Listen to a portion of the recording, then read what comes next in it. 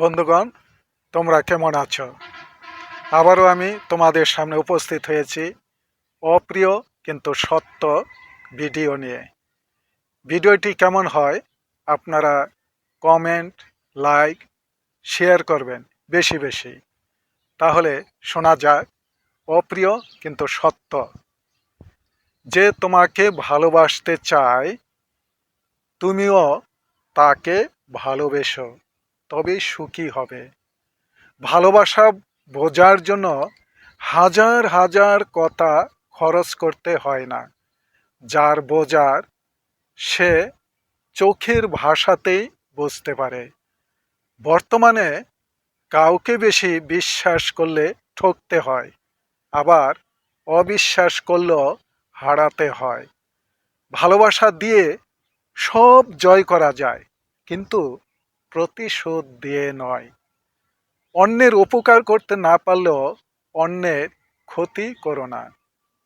চুপ করে থাকলে লোকে বলে ভদ্র, উচিত কথা বললে লোকে বলে বেয়াদব।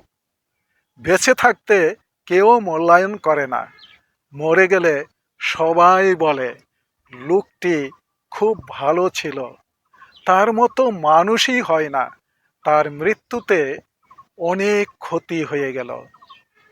দিতে পারলে সবার কাছে দাদা, না দিতে পারলে তুমি হবে অচেনা।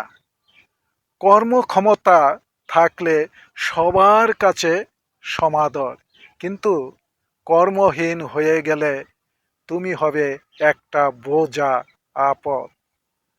কোনো কিছু করতে না পারলে একটু হাসি মুখ দেখাও, কারণ হাসি মুখ দেখাতে পয়সা লাগে না।